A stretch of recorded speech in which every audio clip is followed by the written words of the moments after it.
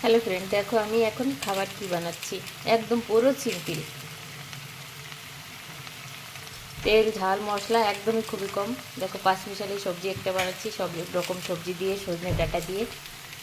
এখানে ডাল সিদ্ধ করেছি, এই যে লাউ ডাল সিদ্ধ, ডিমের অমলেট, বেগুন ভাজা। তো দেখো কত সিম্পল খাবার। বেগুনটা উল্টে দিই।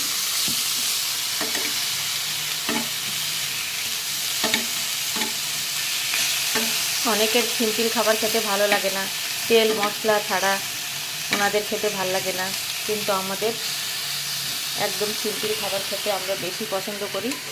তাই আমাদের এরকম সিম্পল খাবার বানানো হয় বন্ধুরা।